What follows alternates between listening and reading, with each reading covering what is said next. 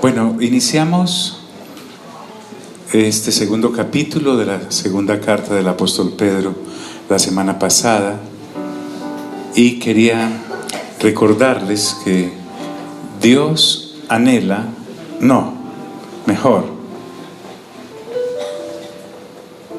la realidad que Dios quiere en nuestras cabezas es que pensemos como Él piensa. No es nosotros tratar de convencer a Dios para que piense como nosotros. No es convencerlo a través de muchos suplicios y sacrificios y repeticiones para que nos apoye en algún proyecto que estemos tratando de sacar adelante. Sean proyectos loables como una familia, sean proyectos loables como una empresa, sean proyectos loables como una carrera. Indudablemente eso es importante mientras estamos en esta temporalidad, pero Dios, que sabe lo mejor para nosotros, envió a su Hijo para que todo aquel que en Él creyera no se perdiera, sino que tuviera vida ¿qué? Eterna. Lo que hay implícito allí es enorme. Además de la salvación, como si fuera poco, nos invita a acompañarle en la eternidad. La eternidad es para siempre de los para siempre. Entonces, muchas veces para Dios podernos hacer ese cambio de mentalidad, tiene que destruir nuestros sueños, porque la gran mayoría de nuestros sueños son temporales. Cuando nacimos y llegamos a este sistema del mundo, todo es temporal. Mira, tu niñez, ahora eres grande, fue temporal tu niñez. Pasaste a la juventud, ahora eres más grande, fue temporal tu adolescencia y tu juventud. Pasaste a ser adulto, adulta, y ya ha pasado eso también para alguno de nosotros que vamos ya como en la tercera o cuarta edad. Todo es temporal. La primaria que hiciste fue temporal, pasó. Luego te enredaron con el bachillerato, después con la carrera, después con la especialización, y ahí llevas como 35 años estudiando y ves que todo esto pasa. Cuando lo que anhelabas, cuando pequeño, ser policía, ser bombero, ser abogado, ser ingeniero, ser un gran comerciante, todo ha ido pasando porque es temporal. El mejor de los sueños, casarse, te casaste, y ahí te vas a dar cuenta que cuando lleguemos al ataúd también habrá sido temporal, porque en la resurrección nadie tomará marido y nadie tomará mujer. ¿Cuántos dicen amén? Muy bien. Entonces, en ese orden de ideas, Dios quiere y necesita destruir nuestros sueños temporales para darnos su mentalidad eterna. Recuerdo en este momento a Zacarías, el esposo de Isabel, una parienta de María la Virgen. Ella y él, Zacarías e Isabel, o Elizabeth como en otras versiones, eran personas de edad avanzada, pero no habían podido cumplir un sueño, y era tener descendencia, un hijo. Entonces Dios escuchaba seguramente las oraciones de Zacarías, que además oficiaba en el templo porque pertenecía al orden sacerdotal, y las oraciones de Elizabeth o Isabel para que les diera un hijo. Pasaron los años, pasaron las décadas, y ellos, a pesar de tener una excelente relación como esposos, no habían podido tener ese sueño. Entonces Dios envía al ángel Gabriel para que hable con Zacarías. Él estaba oficiando en ese momento en el templo, y el ángel le habla y le dice: Zacarías, pues Dios me ha enviado porque las oraciones de ustedes han sido escuchadas. Entonces vas a tener un hijo. En ese momento Zacarías le dice: pero si mi esposa y yo ya somos demasiado viejos para tener esa experiencia. Y entonces dice la Escritura que el ángel le dijo: por cuanto no has creído a la palabra del que me ha enviado, quedarás mudo hasta que el niño nazca. Cuente, fueron mínimo 9 meses del embarazo, mínimo 1 mes en la elaboración de el embarazo, pongámosle 10 al año más o menos, entonces se cumple la promesa. Usted se imagina un sacerdote callado. Dice la Escritura que cuando él salió de oficiar en el templo, todos pensaron, como bien había ocurrido, que había tenido una gran visión, y efectivamente así fue. Pero ensaya quedarse 9 meses callado.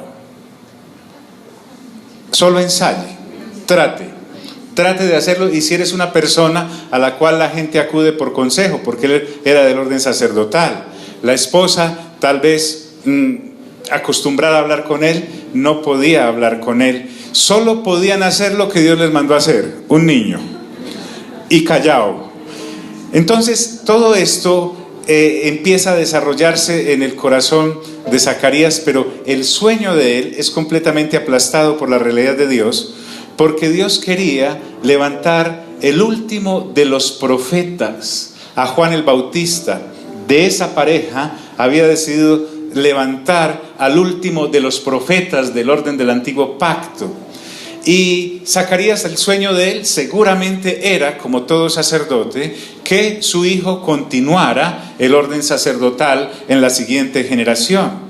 Pero este muchacho empieza a crecer y lo que menos le gustaba era estar en casa o ir al templo a acompañar a su papá. Salía para el desierto. Dice la Escritura que este Juan, porque además lo tuvo que llamar Juan, lo normal era que en estos pueblos el hijo, el primogénito, sobre todo el primogénito, se llamara como el papá. De hecho, cuando Dios ni siquiera le permitió, escuche bien, escogerle el nombre a su hijo, Zacarías primero, no pudo colocárselo porque el ángel le dijo, y llamará su nombre Juan. Cuando llegó el momento de darle nombre al niño, él entonces recupera la voz y dice, Juan se llamará, y en ese momento viene el Espíritu Santo sobre él. Es más, el mismo Zacarías, sin ser profeta, sino del orden sacerdotal, da una palabra profética sobre su hijo de manera tremenda. Pero entonces este muchacho, en vez de agarrar para el templo y estar en la casa, se va para el desierto y vestía de manera muy rara. Se vestía con pieles de camello y comía langostas, no como la que la pastora pedía para los mercados de acá, sino langostas, grillos, y se alimentaba de toda serie de esos animalejos que hay en los desiertos, y allí habitó hasta la edad más o menos de unos 30 años, cuando empezó a anunciar que el Señor llegaría. Entonces, lo que eran sueños temporales para Zacarías y para Isabel, resulta que ahora era la realidad de Dios, porque Dios los necesitaba a ellos para levantar este muchacho que anunciara a la vez al Señor Jesús. Y fue un profeta en el orden entonces de Elías, porque el espíritu de Elías vino sobre él. No sé cuáles son tus sueños. Bueno, sí conozco muchos porque les animé a presentar proyectos de sueños durante muchos años. Y eso está bien, mientras Dios nos traía la revelación y lo que realmente quería, y era ponernos a pensar como Él, con pensamientos eternos. Entonces, muchos de tus sueños de pronto han empezado a ir mal, y re mal, y van a ir de mal en peor seguramente, si Dios ha puesto su mirada sobre ti, pero no es para destruirte. Necesita destruir tus sueños para darte su realidad, y al darte su realidad te enfoca en lo eterno para que aprendas a pensar como Él. ¿Me hice entender hasta ahí? Entonces, yo sé que nuestros sueños son valiosos, pero imagínate si no serán valiosas las realidades de Dios. Dios necesita que entendamos que nosotros no tenemos obstáculos de ninguna clase hacia la eternidad. La muerte fue vencida. Dios ha prometido que nos dará un cuerpo nuevo después de que muramos, porque este que nos dio para este escenario, para esta situación que vivimos, es útil para esta situación, pero en la situación que estaremos eternamente con Él, amerita tener otro cuerpo, un traje nuevo. Entonces, ni esas cosas nos podrán detener. Podremos estar los unos con los otros que hayamos creído en Él, para siempre con el Señor. Y escucha, hablar de eso si nosotros todavía estamos aferrados a no soltar lo que Dios quiere dejar de lado para podernos entregar lo suyo, se nos hace muy difícil. La vida, la existencia, el transitar en este planeta se nos vuelve tortuoso. Cuando tú te casas y estás unido a una persona, la relación más íntima que puede haber después de la que uno puede tener con el Padre, con el Hijo y el Espíritu Santo, necesita Dios, dice que hierro con hierro se afila, así el carácter de una persona con otra, pero Dios está formando el carácter de Jesús en cada uno de ustedes como pareja, y para eso necesita empezar a desmoronar inclusive el sueño que tenías de esa personita que comparte contigo tu vida, su vida. ¿Para qué? Para podernos enrutar a la eternidad. En ese orden de ideas, usted y yo necesitamos ser instruidos correctamente. Diga conmigo, correctamente. Necesitamos que se nos hable la palabra de Dios de una manera revelada, que es lo que Dios vino a traer, revelación, el Señor Jesús. Y necesitamos apartarnos de la palabra que acaricia nuestras concupiscencias. Dice el apóstol Pablo que los postreros días serán peligrosos porque la gente no soportará la sana enseñanza, la sana doctrina. Entonces se acumularán de maestros que les hablen a sus propios deseos carnales conforme a lo que quieren oír y no conforme a lo que Dios ha dejado en su palabra. Inmensamente peligroso eso. Pedro también está ocupado en esto, y por eso a estas personas que estaban sufriendo privaciones muy fuertes, estaban siendo perseguidos, como leímos en la carta número 1. Muchos de ellos habían sido desplazados, les habían confiscado y quitado sus bienes, como lo muestra también el libro de los Hebreos, la carta a los Hebreos. Muchos habían sido encarcelados. Algunos seguramente jamás iban a recuperar los bienes que les habían quitado. Otros, por estar bajo el clima feroz de aquellas tierras, habían perdido su salud y posiblemente no la iban a recuperar. Y Pedro, que no deja de lado el ayudar a los demás, el orar por los demás, en este segundo capítulo nos muestra que en medio de todas esas dificultades, lo principal para él era que las personas que habían creído en Cristo Jesús no fueran a perder otra vez su alma, porque cuando llegamos a Cristo estamos perdidos, completamente perdidos. Viajamos hacia el lago de fuego y azufre. Yo ni usted, ¿de dónde saca eso? Pues de la Biblia. La Biblia es la palabra de Dios. Pero la inspiraron hombres. Claro, Pedro ya nos dijo en la carta que obviamente Dios usó personas para expresar su pensamiento y colocarlo en nuestro idioma y en nuestro lenguaje. Pero también entonces él dice, bueno, ¿de qué se gana esta gente si vuelven a tener buenos alimentos sobre su mesa, si al final se pierde su alma? Bueno, ¿de qué se gana esta gente que se sane si están enfermos, que Dios los puede sanar? No, un momentico. Yo no estoy diciendo que no creemos ni en la bendición de tener una mesa surtida con todos los buñuelos y las natillas que en esta época se necesitan. Tampoco que la salud no es bueno tenerla, ni mucho menos tener la manutención al día. Claro que sí creemos en eso y lo anhelamos. Pero Pedro acá está pensando es en la eternidad. Diga conmigo, la eternidad. Entonces él en esta carta quiere alertar a los seres humanos cristianos que se ocupen de la salvación de sus almas. Y la única forma de hacerlo es, como ya lo dijo en la primera carta, tomando de la leche espiritual no adulterada, que es la palabra de Dios. Pero ¿cómo saber si el que me está enseñando la está adulterando o no? La leche sale completamente perfecta de la vaca, pero en el camino, mientras pasa de mano en mano, más agua le echan, perdón con los lecheros, pero así más o menos, de manera que cuando llega a su hogar ya no es la misma leche que dio la vaquita. Lo mismo ocurre con las Sagradas Escrituras, y esto no es de ahora. Ahora podemos, por la globalización y por la comunicación, los medios de comunicación, tener acceso a muchas charlas y a muchos predicadores desde todos los confines del planeta, hablando de determinadas cosas. ¿Cómo saber si eso que me están diciendo ahí es o no es? ¿Qué problema? si a mí me tiene tan ocupado la temporalidad que no me queda tiempo ni de leer la palabra, ni esperar a que el Espíritu Santo me la revele, ni de estar renovando continuamente mi entendimiento para saber si lo que me están ofreciendo es o no es? ¿Cómo sé si me están vendiendo una buena propiedad? Pues por lo menos voy a los planos, reviso los materiales.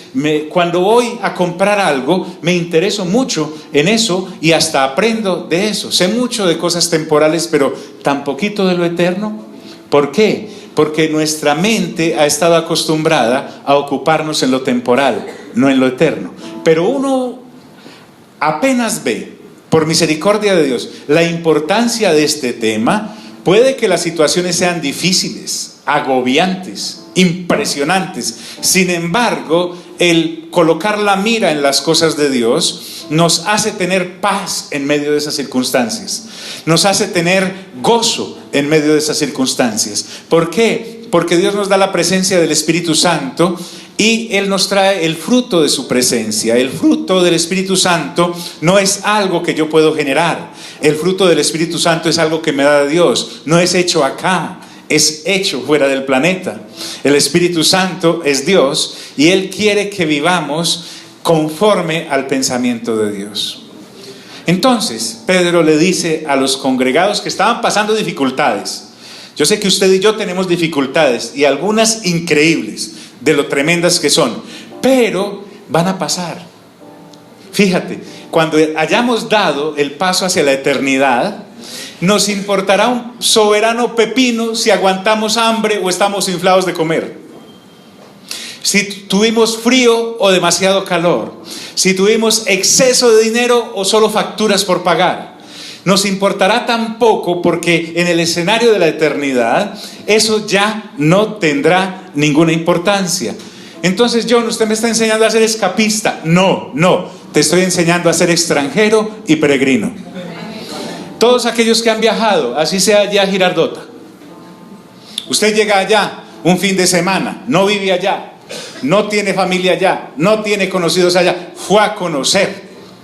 Usted ahí no echa raíces de nada, a no ser que se le aparezca un girardoteño, una girardoteña y sea el amor de su vida y se tenga que trastear para allá. Te estoy hablando como turista.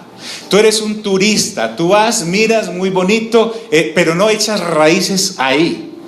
Eso es lo que Dios quiere, que nuestro trasegar en este planeta, desde que nacimos del vientre de nuestra madre hasta que partamos, seamos extranjeros y peregrinos. Johnny, ¿usted de dónde saca eso? De la palabra de Dios. El mismo Señor Jesús vivió como extranjero y peregrino, porque aunque hizo este mundo, no es de este mundo. Aunque vino a este mundo, no se quedó en este mundo, volvió a la diestra del Padre. Y Él dijo antes de partir: en la casa de mi Padre muchas habitaciones hay. Iré a preparárselas porque yo quiero que donde yo esté, ustedes ¿qué? Estén. Entonces me está hablando de un trasteo. Y Pedro ya nos dijo que somos extranjeros y peregrinos, pero hay algo que no consiste en los pecados normales con los que podemos perder la salvación. Ya Pablo, por ejemplo, el mismo Pedro nos ha hablado de diferentes asuntos de las obras de la carne. Sin embargo, hay uno en el que nosotros no prestamos la suficiente atención, y es si lo que me están enseñando es correcto según el pensamiento de Dios o no. Porque me han enseñado que pecado es la borrachera, que pecado es la fornicación, el adulterio, el robo, que pecado es el homicidio, que pecado es la envidia, que pecado son las divisiones y disensiones, y está bien, eso es pecado. Y si practicamos esas cosas, corremos todo el riesgo de perder nuestra inscripción, porque dice que los que practican consuetudinariamente esas cosas no heredarán ¿qué? El reino de Dios. Pero hay algo que no consiste en fumar, en beber o en consumir sustancias alucinógenas, no, ni en tener la envidia al vecino por lo que tiene, no. Se llama la enseñanza falsa. La enseñanza falsa. Tú y yo, así tengamos bicicleta, el medio de transporte que tengamos, procuramos llevarlo a la agencia donde lo vendieron. Pocos son los que haciendo una inversión en un vehículo lo colocan en un lugar de dudosa reputación, en una esquina donde te lo montan en ladrillos. Hay gente así, pero es porque no les interesa la situación. Sin embargo, nuestra alma se la vamos entregando a cualquiera, solo porque tal vez haya mucha gente en ese lugar, solo porque hablan muy bonito en ese sitio. Pero Pedro viene a hablarnos contra eso y nos advierte de acuerdo con las Sagradas Escrituras, porque todo lo que Pedro habla, como lo que aquí hablamos, está en la palabra. Entonces Pedro, voy a leer porque eso ya lo vimos, dice: pero hubo también, hablando de el Antiguo Testamento, falsos profetas entre el pueblo. Diga conmigo, falsos. Y vimos varios ejemplos. El ejemplo que les conté era de un profeta que venía y daba una profecía y efectivamente esa profecía se cumplía. O un soñador de sueños e interpretador de sueños que tenía un sueño o tú tenías un sueño y te lo interpretaba y efectivamente conforme decía el sueño, ese sueño se cumplía. Y les conté que no es que no creamos en la profecía y no creamos en los sueños, porque José dijo que de Dios son los sueños y sus interpretaciones. Y Dios también levanta profetas para que den profecías. Pero el asunto no está porque nosotros nos entregamos rápidamente a la enseñanza de un profeta que da una profecía y la profecía se cumple. Automáticamente damos por hecho de que la cosa está bien. Claro, se acaba de cumplir la profecía. Creemos que un falso profeta es solo aquel que da una profecía que no se cumple. Y también si alguien nos habla de tuve un sueño o tú tuviste un sueño, él te lo interpreta y ocurre lo que dice el sueño, ahí mismo bajamos la guardia y nos entregamos en toda confianza a esa persona. Pero resulta que Dios dijo allá en Deuteronomio que no era que el sueño se cumpliera y la profecía se cumpliera, sino que lo que seguía después con esa persona que me estaba profetizando. ¿A quién me estaba llevando? Si ese profeta o ese soñador de sueños me decía, ven ahora entonces sirvamos a otros dioses, entonces dice que ese profeta es falso. ¿Me estoy haciendo entender? ¿Aló? Porque a mí me pueden dar una buena profecía. Les contaba que tengo agendas completas durante estas mínimo 3 décadas de palabras proféticas que me han sido dadas y se han cumplido. Desde las más exitosas hasta las más estruendosas. Desde aquellas que dicen va a venir privación y va a venir carestía, hasta aquellas que dicen que va a venir momentos de reposición. Pero el asunto es después de que me dieron esa profecía, ¿qué ocurrió con la enseñanza de ese profeta o con el sueño de ese soñador? Y además, ¿hacia dónde me está llevando? Porque dice la Escritura en Romanos que los dones son irrevocables. Cuando Dios los da, los da. El Señor Jesús dijo, habrá gente que profetizará en mi nombre, pero en el final de los tiempos les diré, nunca los conocí porque ustedes son hacedores de maldad. Habrá gente que hará milagros en su nombre. Imagínate si alguien viene y ora por ti y efectivamente el milagro ocurre. Te sanas. O esa situación que te están hablando se corrige. Ahí mismo bajas la guardia. El asunto no es ese, el don está ahí. Pero ¿qué es lo que te enseña después? ¿Hacia dónde te dirige? Y nos ha tocado hacer de verdad verdaderos canales de distancia con muchos profetas y soñadores de sueños, a los cuales las profecías y los sueños se les cumplen, pero cuando vamos a ver hacia dónde nos están llevando, es a dioses ajenos que no son nuestro Dios. Y entiéndase, dioses ajenos no solamente los que nos llevan a la idolatría. También encontramos que la avaricia también es idolatría.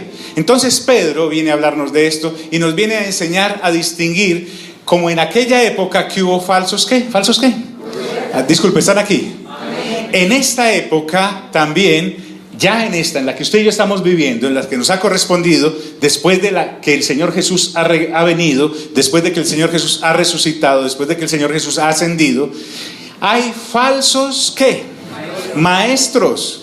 Entonces, actualmente, según Efesios 4:11, hay profetas, hay apóstoles, hay profetas, hay evangelistas, hay pastores y hay maestros. Son los ministerios de la iglesia.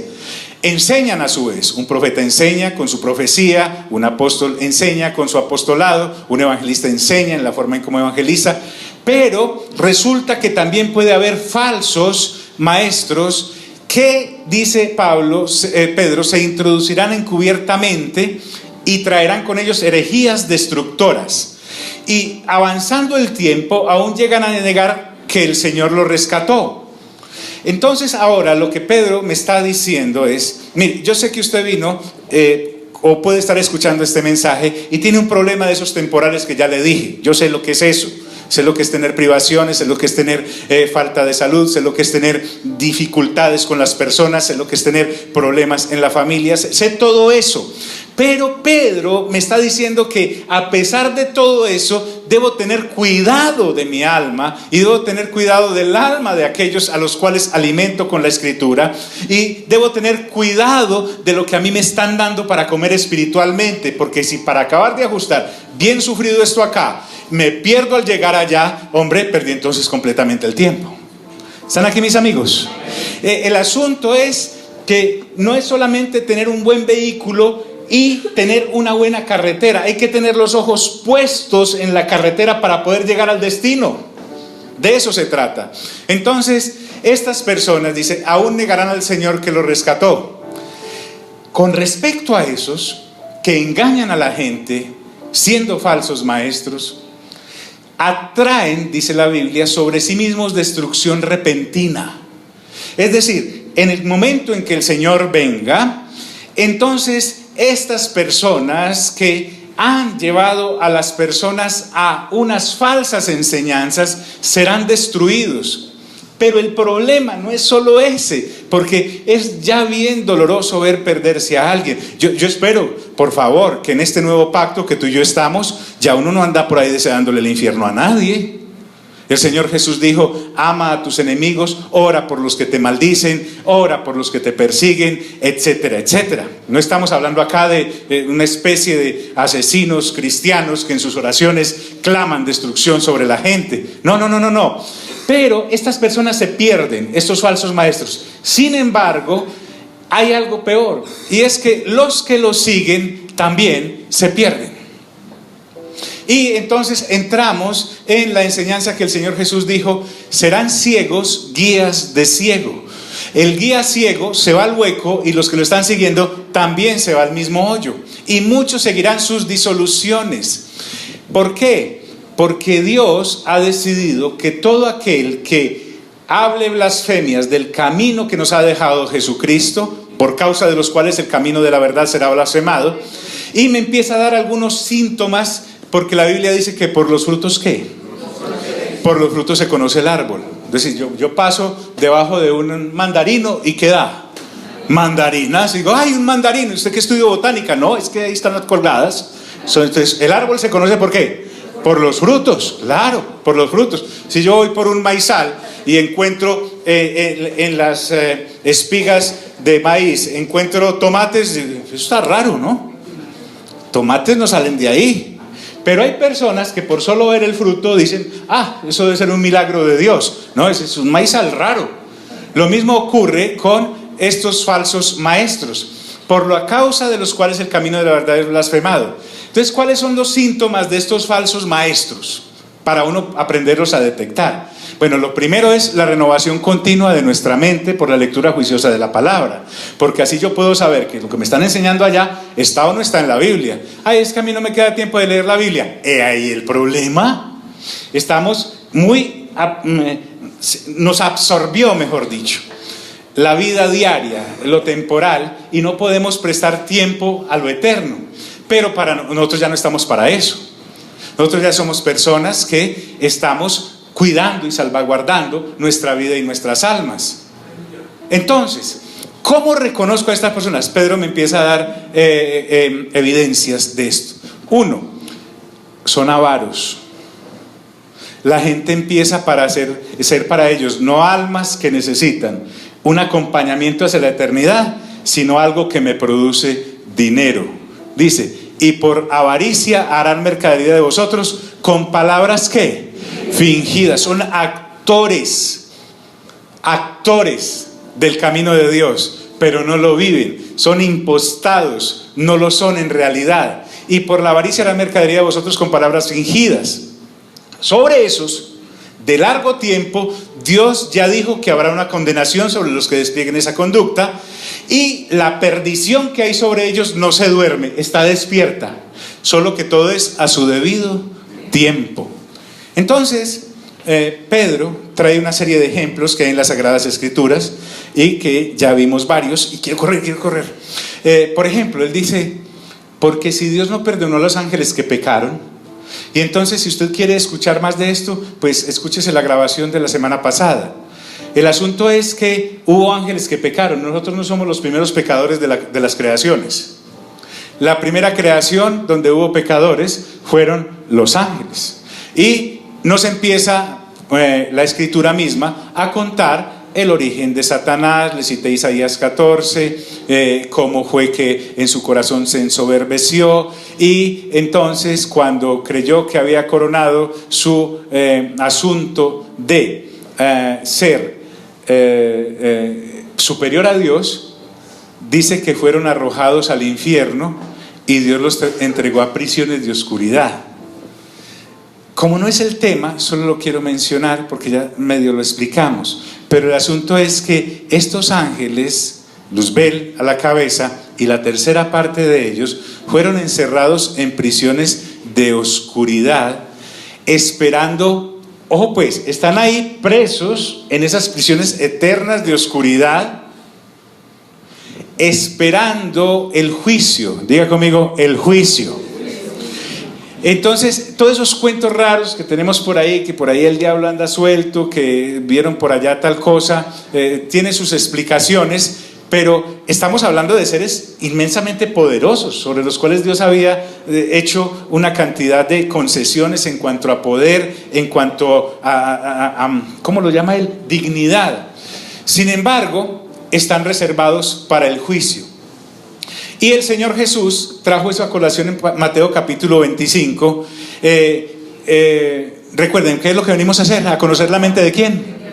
A conocer la mente del Padre. Dios quiere que usted y yo aprendamos a pensar como Él, y nos entrega toda la sabiduría. Usted y yo no nos tenemos que ir a sentar por ahí en ninguna posición de diferente, a mirar para adentro. No, lo que tenemos es que abrir los ojos y leer las Escrituras, porque todo está muy claro. El Señor Jesús dijo en Mateo 25, cuando habla de las personas que dicen yo hice milagros, yo hice profecías, y les dirá nunca los conocí, apartados de mí.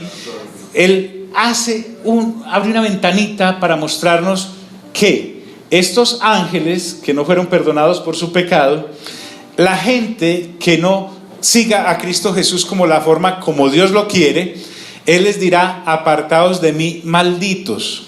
Y miren a dónde dice: al fuego eterno preparado ¿para quién? Para el diablo y los ángeles que están en esas prisiones de oscuridad. Y da otro ejemplo: y si no perdonó al mundo antiguo, diga conmigo, mundo antiguo. Va a ir rápido porque eso ya lo vimos. Y nos habla de la historia de Noé. Noé fue pregonero de la justicia. La justicia de Noé es que él le creyó a Dios. Dios le dijo: vas a hacer un arca. En esa arca se van a salvar los de tu familia, y te vas a salvar tú, y vas a montar algunos animales. Y efectivamente así ocurrió. Con otras 7 personas se salvó, que eran su mujer, sus 3 hijos y sus 3 nueras.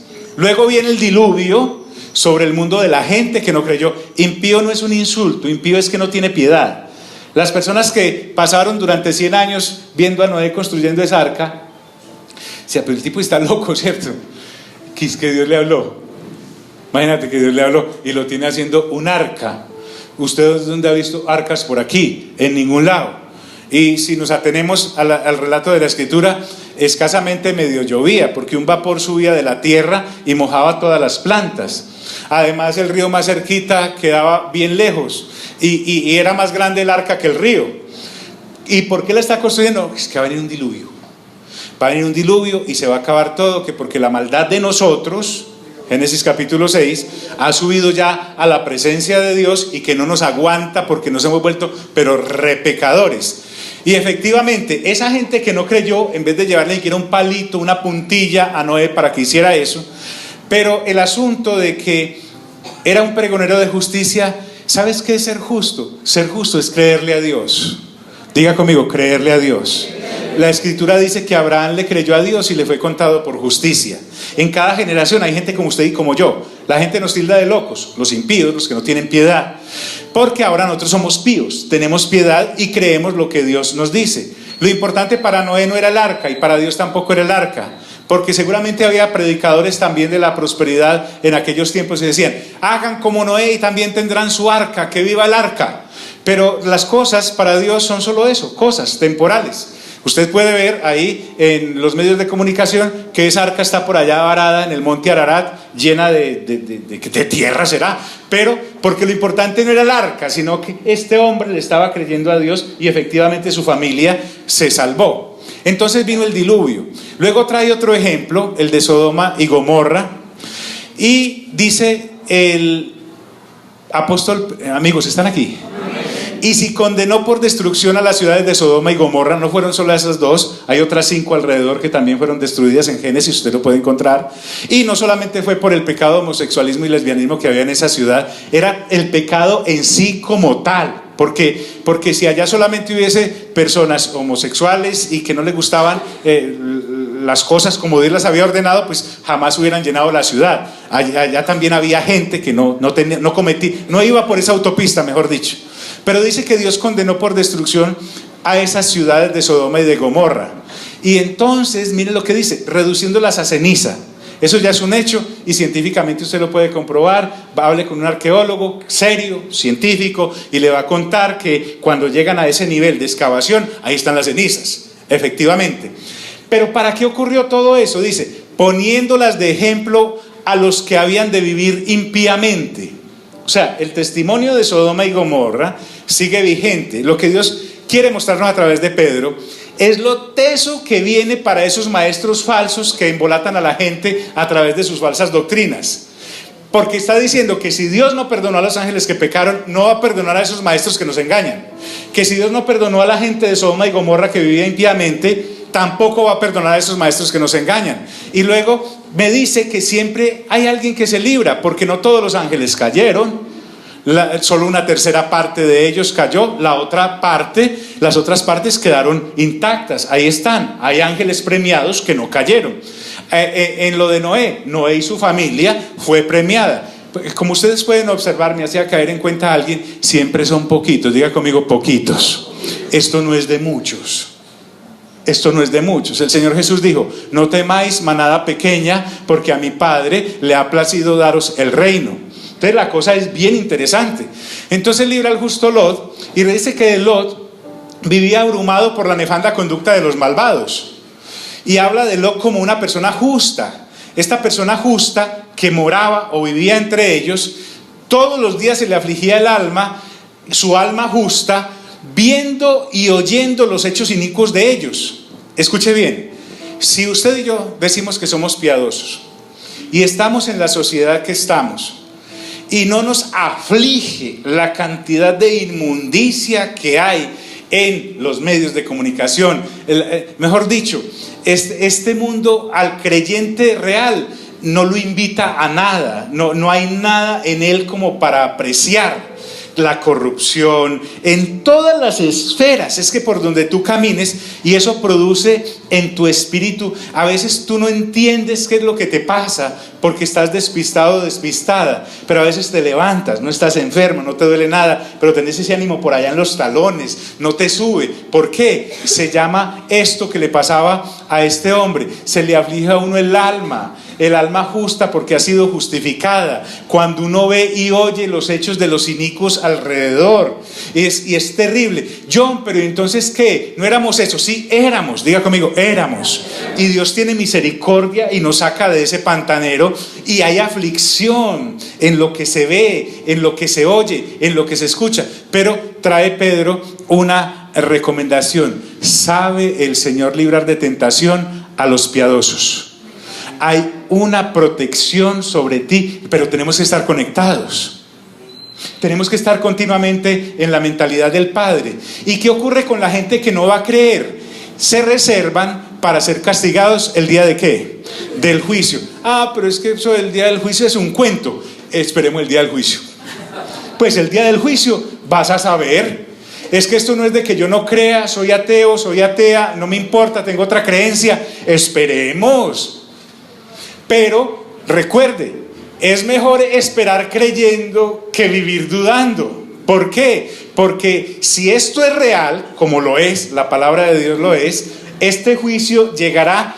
Y ahora, el énfasis que Pedro está trayendo es: si Dios no perdonó a los ángeles que pecaron, a los del mundo antiguo impíos, a los de Sodoma y Gomorra, a estos maestros que ahora pervierten la doctrina de Dios que nos trajo. Es que el Señor Jesucristo no solamente vino a traer una moda de andar de sandalias, y huequitos en las muñecas, no.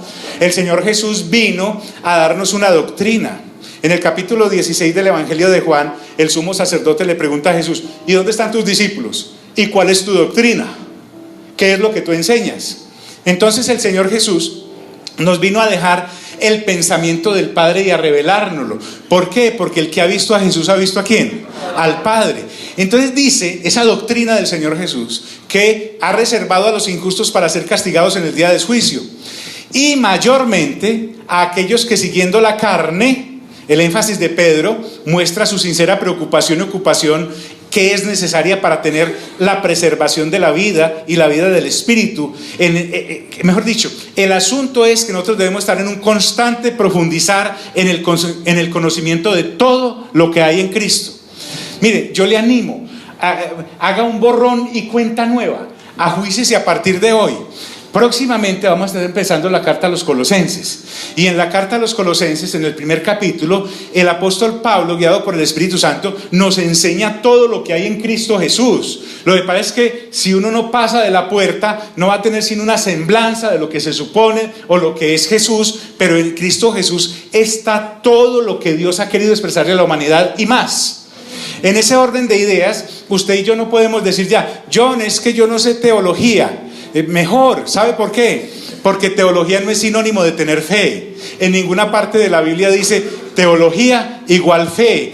No, tampoco se trata de saber 5 idiomas o 6 y además de eso hebreo, griego y arameo. No, se trata simplemente de tener una mente, unas orejas y unos ojos y alguien que le lea. Si a usted le da dificultad leer y le da pereza, pero tiene plática, contrate a alguien para que le lea la Biblia. Págale a una persona, así como le paga para que le arreglen las uñas, le encrespen las pestañas y todas esas cosas. Consiga a alguien, por lo menos que le ponga las charlas que montamos en YouTube, que son con base en la palabra de Dios. Vienen en películas, hay de todo. Escuche bien, el asunto es que el Señor Jesús vino a traernos una manera de pensar. Y puede ser una mujer sencilla como Marta y como María, que eran amas de casa, o puede ser un hombre encumbrado como Nicodemo o como Pablo, que tenían mucho mundo. Esto no es de tener ni siquiera plata o no tenerla, de tener salud o no tenerla, y de haber estudiado o no haber estudiado. Mire, con prekinder tiene. Este asunto es supremamente fácil. Entonces, dice la Escritura que el énfasis acá es que los injustos están reservados para ser castigados en el día del juicio, y mayormente aquellos que siguiendo la carne. ¿Y qué es seguir la carne? Andar en la concupiscencia y en la inmundicia y despreciar el señorío del Señor Jesucristo. Permítame la redundancia. Porque en cierta ocasión el Señor Jesús dijo: yo les voy a dejar el Espíritu Santo. El Espíritu Santo los convencerá de pecado, de justicia y ¿de qué? Y de juicio. Mire qué interesante esto. Y aclara: de pecado por cuanto no creyeron en mí. Él no viene a decirme que el Espíritu Santo me viene a convencer de pecado porque veo, fumo, mato, todas esas obras de la carne. Para eso está la ley de Moisés, el antiguo pacto. Si a eso le agregamos que Dios envía a su Hijo Jesucristo para que creamos en Él para darnos vida eterna, y le decimos que no vamos a creer en Él, ahí sí somos la tapa del congolo. ¿Por qué? Porque además de todas las obras de la carne, le añadimos a Dios que le decimos: no quiero el flotador, no me sirve la barca que me mandaste para salvarme, reniego de eso.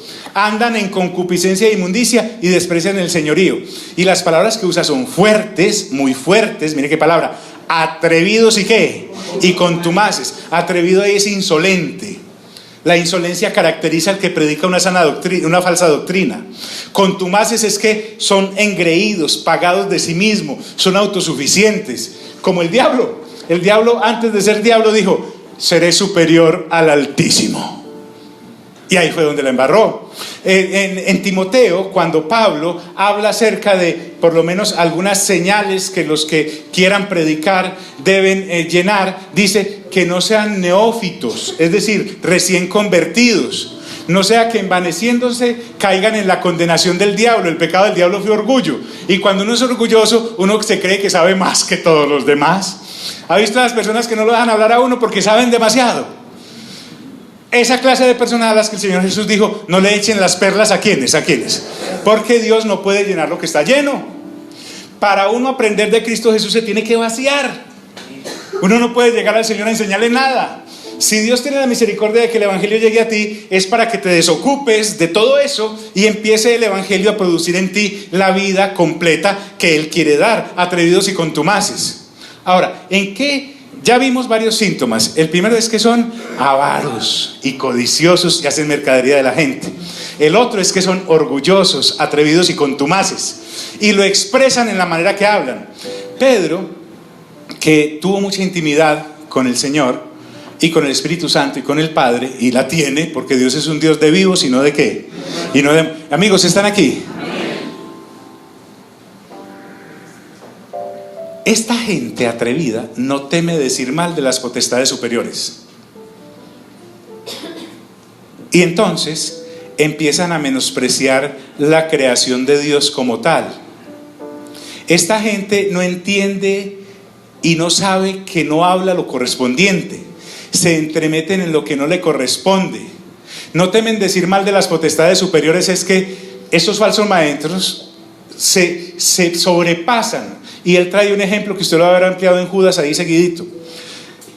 Y es que los ángeles que no cayeron no maltratan verbalmente a los que sí cayeron, porque sabe que esos ángeles, aunque caídos, tienen una dignidad. Lo mismo entre nosotros. Ojo con eso. Es que el orgullo es como los piojos, le da a cualquiera, bueno, a la gran mayoría, ¿cierto? Pero escuche esto: le hace a uno creer que como ya es creyente puede hablar mal del que no cree. Entonces, si mi mamá no es creyente, si mi hermana no es creyente, si mi hermano no es creyente, si mi tía no es creyente, si mi marido no es creyente, si mi mujer no es creyente, los miramos como gente de segunda. No. Esa gente tiene una dignidad. Tiene una dignidad que parte desde la creación misma, porque Dios lo hizo y la hizo. El hecho de que Dios a ti ya te haya lavado y te haya purificado no significa que eres más que esa persona. Entonces, estas personas, los falsos maestros, son contumaces. Y Pedro trae este ejemplo: mientras que los ángeles son mayores en fuerza y potencia, porque son superpoderosos, son como la Liga de la Justicia, estos ángeles no pronuncian maldición en contra de ellos delante del Señor. Y el ejemplo que hay en Judas, usted lo puede buscar, dice que en cierta ocasión el arcángel Miguel estaba disputándose el cuerpo de Moisés después de muerto, porque el diablo se lo quería llevar. ¿Para hacer qué? No sé. Alguna de esas cosas que el diablo hace. Pero entonces Miguel, que evidentemente ganó la contienda porque están al mismo nivel, Miguel y Luzbel, mire, en verso, él le dice: el Señor te reprenda. Él no le dijo: usted que cayó por creído, gusano. No. Él respeta, me estoy haciendo entender que respeta la dignidad, pero esta gente no respeta nada. Habla de todo como si supiera. Entonces dice: no pronuncian los ángeles entre sí juicio de maldición contra ellas delante del Señor. Respetan la dignidad de la que han sido investidos, hacia alguno de ellos hayan caído. Johnny, ¿dónde dice eso? En Judas 9. Bueno, pero estos, vuelve a los maestros, diga conmigo, falsos maestros. Estos falsos maestros de los que venimos tratando, no se pierda el hilo, hablan mal de cosas que no entienden. No entienden porque no tienen entendimiento renovado. No hay discernimiento en ellos. Y Pedro, mejor dicho, Pedro para ser urólogo no servía porque tacto no tiene. Mire cómo les dice: son como animales irracionales. No les dice animales, sino que obran como animales irracionales. Su sabiduría es animal, es terrenal, es diabólica, como dice Santiago. Son expertos en las cosas de acá de la tierra. Son expertos en lo que otro hombre en su argucia se inventó y lo toman como doctrina, pero realmente detrás de eso hay un tinte diabólico. Son como animales irracionales, nacidos para presa y destrucción. Es decir, ellos mismos se destinan a destruirse por andar en ese camino de la perversidad de las falsas doctrinas.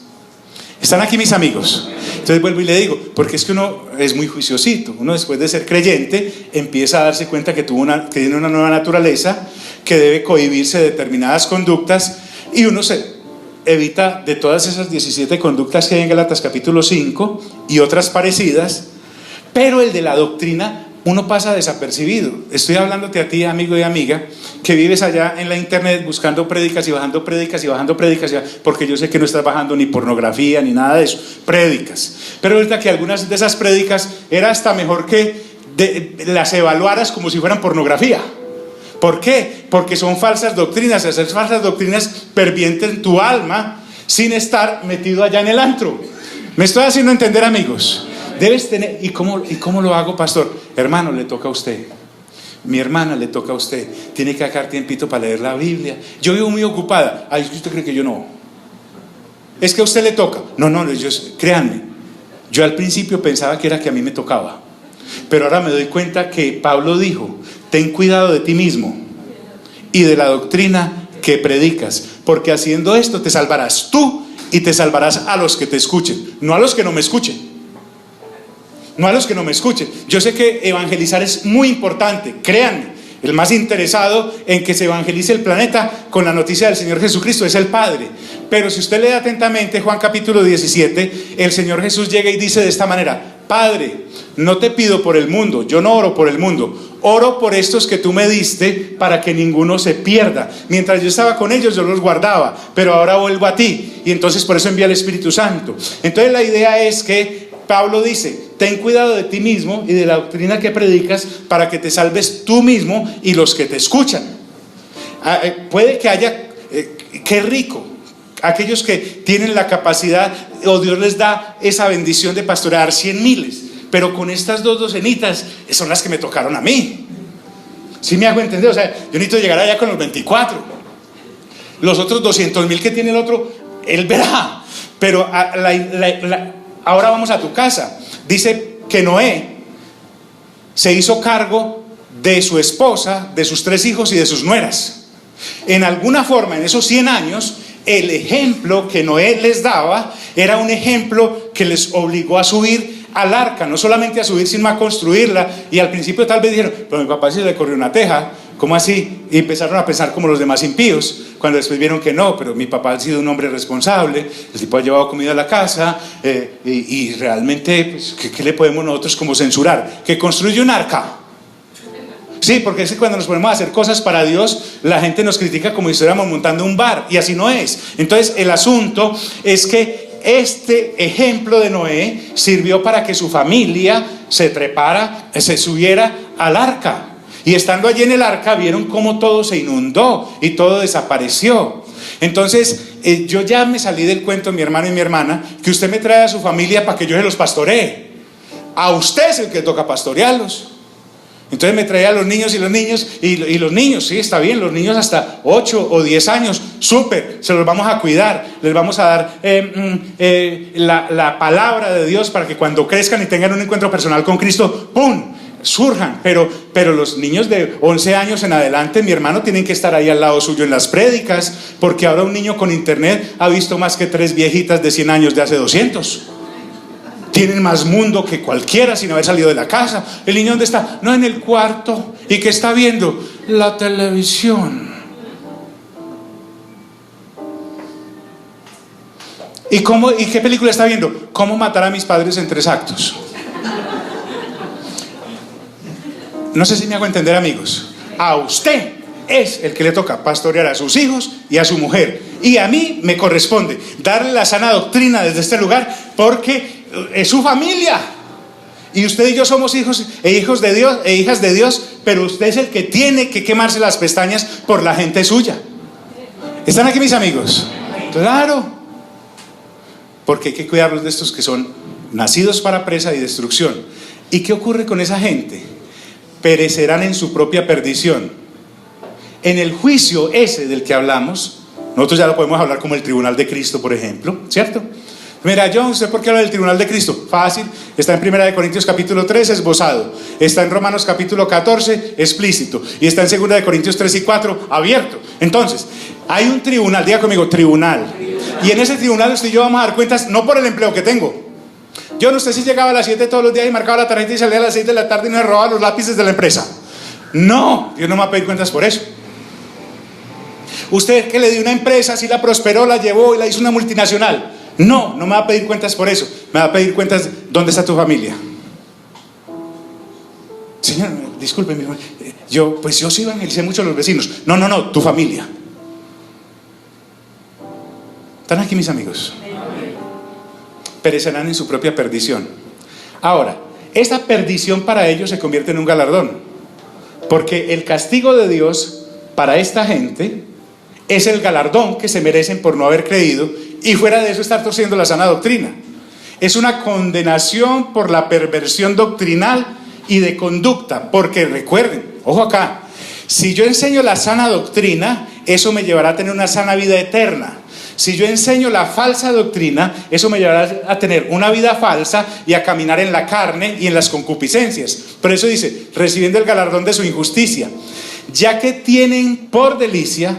Otro síntoma de las falsas doctrinas es que te hacen gozar de los deleites temporales y que suplas tus necesidades sin importar la forma. Sin importar la forma. Es que llevar comida a la casa es importante, pero también es importante cómo la llevo. ¿De dónde se originan esos recursos? Es que es importante saciar mi hambre, pero el Señor Jesús en Marcos dijo que la glotonería es pecado. Está bien que yo me pueda comer un salchichón, pero 10. ¿Sí me hago entender? Es la forma ilícita de resolver necesidades lícitas, lo que esta gente no puede combatir porque le tiene que ofrecer que el ilícito está bien delante de Dios y alimentarle su concupiscencia, porque de ahí derivan su dinero, de ahí derivan su avaricia, de ahí alimentan su orgullo, y tienen una cantidad de gente que les está pidiendo: predíqueme que el pecado no es pecado y que la condenación no es condenación y que lo del tribunal de Cristo y el juicio es una tontería, y eso les predican.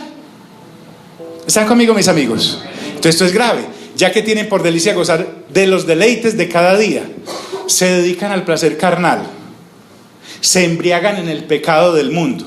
Usted no los puede diferenciar ya ni por el pececito que tiene en el carro porque se lo quitaron, ni por la Biblia que tienen plastificada en el Salmo 91 en la sala porque ya no hay Biblia. ¿Están conmigo, mis amigos? Ya que tienen por delicia el gozar de deleites cada día. Con respecto a ellos, el Espíritu Santo dice: ¿estos son qué? Inmundicias y qué? Y manchas. Las inmundicias son suciedades y las manchas son cosas que no pertenecen a la prenda. O sea, hay una vida santa, hay una vida llena de manchas que no pertenece a lo que Dios quiere que vivamos. Y como no pertenece a lo que Dios quiere que vivamos, entonces por eso los que predican esa clase de cosas se convierten a sí mismos en inmundicias y manchas, y se mezclan entre nosotros. Es que el problema miren, si el diablo a mí se me presentara como el escudo de la América, que es con cachos, rojo, de cola y con un tridente y oliendo a azufre, yo digo: este es el diablo. ¿Sí o no? O sea, no tendría como que estudiar mucho para eso. Pero el asunto es que no viene así. La falsa doctrina viene de gente que con nosotros come, se infiltra entre los creyentes, se recrean en sus errores, se pavonean en el error y lo disfrutan. Se pavonean. Ahora, también en su conducta carnal dice: tienen los ojos llenos de adulterio.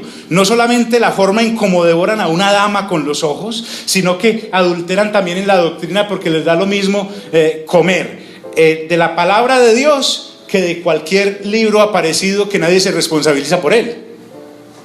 ¿Están conmigo, mis amigos?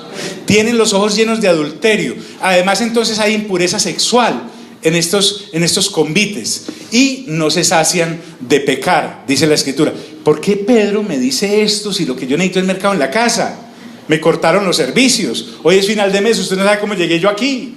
Dice, no se sacian de pecar. Las obras de la carne son el terreno en que esta gente habita y no se pueden apartar de ellas porque o no han nacido de nuevo o nacieron de nuevo, pero no han renovado su entendimiento y retrocedieron en vez de avanzar en el camino de la fe. ¿Están aquí, amigos? Yo les voy a pedir un favor. No se quede con esta primera impresión de la enseñanza. Escúchesela en la casa. Sáquenle un tiempecito a la telenovela. Grábela. Y escúchese este asunto y mastíquelo, medítelo, rumiéselo. Y verá que este buen alimento le hace bien a su alma. Puede que no le conecten las cuentas que necesitaba conectar, pero hay una conexión que empieza a surgir en usted y dice, wow, me siento fortalecido. Y es porque está permitiendo que la sana doctrina corra por sus venas espirituales y le haga crecer. ¿Estamos, amigos? No se sacian de pecar y se meten con los principiantes. Dice, seducen a las almas inconstantes. Hay gente débil en el rebaño, claro. Pedro ya dijo que Satanás anda como león rugiente buscando a quien devorar. Devora al débil, devora al enfermo. ¿Qué es un alma inconstante? Es una persona que no tiene disciplina, y como no tiene disciplina es débil. Y estos falsos profetas y falsos maestros se ensañan con los débiles porque ellos no tienen forma de refutarle que lo que están enseñando es basura. Son personas intermitentes en su fe. A veces se consagran a Dios, pero después vuelven a sus oscuros caminos. Son como las luces estacionarias. Prenden y apagan. Entonces, estos que son falsos maestros los detectan ahí mismo. Él sabe quién anda livianito. Y se le meten a la casa. Y allá lo seducen. Pablo dice en Timoteo que se meten a las casas y seducen a sus almas inconstantes. ¿Por qué? Porque no tienen estructura doctrinal en sus vidas, porque no les queda tiempo para leer la palabra y mucho menos escuchar las predicaciones, o por lo menos dejarse enseñar. ¿Por qué? Porque esta gente, estos falsos maestros, saben quién tiene el corazón habituado a la codicia. Como no tienen la mente renovada los débiles, o no han nacido de nuevo, estos ganadores de finanzas que hacen mercadería de la gente tienen como una brújula para saber dónde hay plata. El evangelio para ellos es un negocio, y por eso la escritura es fuerte con eso y les dice, son hijos de ¿qué? De maldición. ¿Por qué? Porque uno es hijo de la naturaleza a la cual sigue. El Señor dice en Juan capítulo 8, le dice a los fariseos y a los escribas, les dice, ustedes son hijos de vuestro padre el diablo, porque las obras de vuestro padre hacéis. Hijos de maldición, viven en tinieblas. Créanme, su padre es literalmente Satanás. Pero el grave problema va más allá. Usted me dirá, John, ¿puede empeorar? Claro, porque esta gente que es falsa maestra alguna vez sí conoció de la sana doctrina, y los que lo siguen alguna vez sí estuvieron bajo la sana doctrina. Pero Pedro dice con tristeza, o sea, quiero que sepa que el airarse de Pedro acá no es por carácter, es porque en él hay un corazón pastoral. Él se despidió en la primera carta diciendo, yo anciano también con ustedes. Dice, han dejado el camino recto, se fueron hacia el mal. Y trae otro ejemplo con el cual quiero cerrar para que después cerremos del todo este capítulo. El ejemplo es el de Balaam. Diga conmigo, Balaam. Mire lo que dice la escritura. Esos falsos maestros se han extraviado siguiendo el camino de Balaam, hijo de Beor. Eso está en Números capítulo 22 al 25, léaselo en casa. Yo les cuento más o menos la historia de Balaam. Balaam era un profeta. Era un profeta. Y resulta que Balac, el rey moabita, se encontró con un problema. aguántenme otra horita, se encontró con un problema, y era que los hijos de Israel iban a pasar por sus tierras. Como él sabía lo que había ocurrido en Egipto, en la salida de Egipto, y los pueblos que habían venido destruyendo hasta llegar ahí al frente de Moab. A propósito, los moabitas son hijos que Lot tuvo con sus 2 hijas. La carne crece. Entonces, él manda a contratar a Balaam. Balaam es un profeta, y la encomienda que le da a sus mensajeros es: contrátenme a Balaam para que venga y me maldiga a ese pueblo de Israel, porque es mucho. El tipo estaba aterrorizado. Estos semipríncipes fueron, porque no eran los más importantes, y le dicen a Balaam: vea, que el rey Balac le manda a decir que le va a dar muchos presentes. Ojo pues ahí. Se han extraviado siguiendo el camino de Balaam. El camino de Balaam es el dinero, las finanzas, la codicia, la avaricia.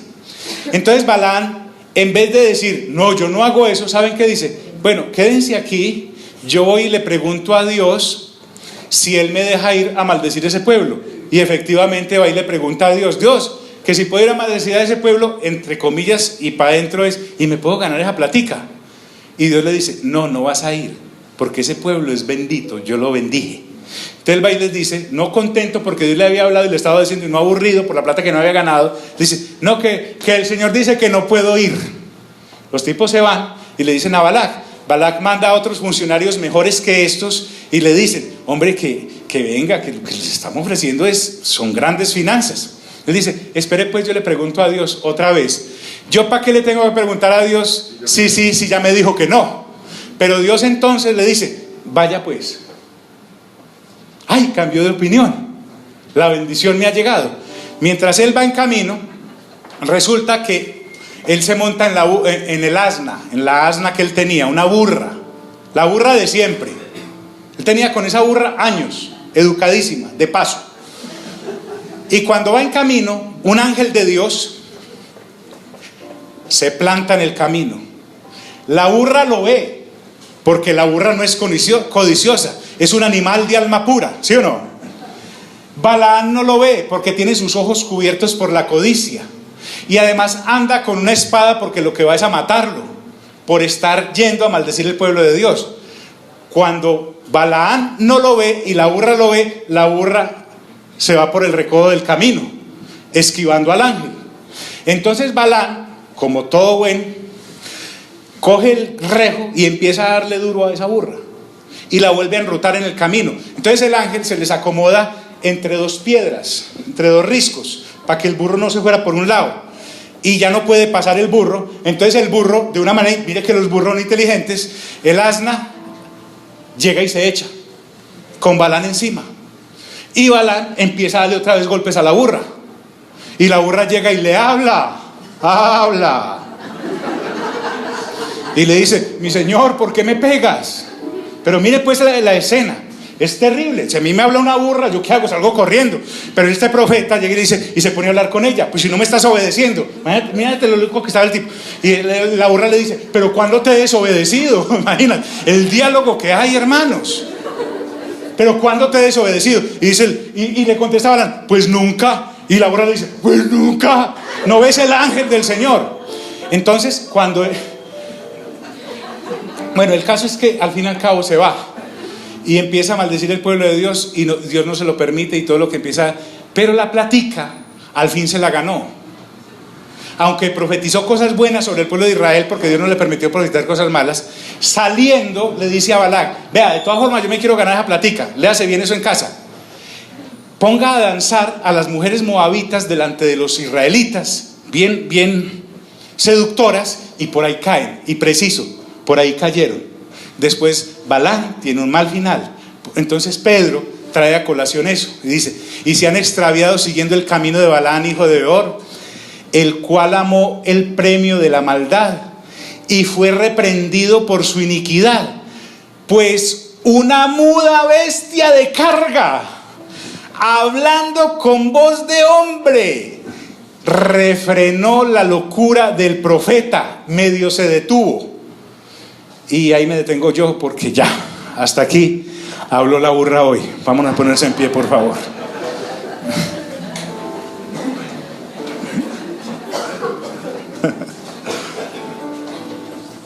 hermanos, créanme, esto es muy delicado, hermanos. Esto es muy delicado. Es tan delicado como que a usted le sirvan un plato bien presentado, pero por dentro tenga cianuro o un veneno de esos bien tesos. Usted lo mata, esa situación. Hay doctrinas hoy en día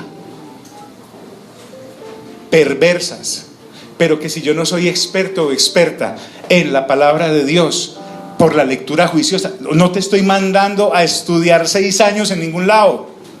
Estoy hablándote de una lectura juiciosa diaria en tu casa, en tu Biblia, con tus audífonos, bien audible, y eso te va a empezar a dar, a lavar esa mente, y te la va a empezar a cambiar, porque como ya naciste de nuevo, tu mente empieza a ser cambiada y renovada, de manera que cuando estás frente a una falsa doctrina, no la conoces porque conoces esa doctrina falsa, sino que la detectas porque conoces la sana doctrina.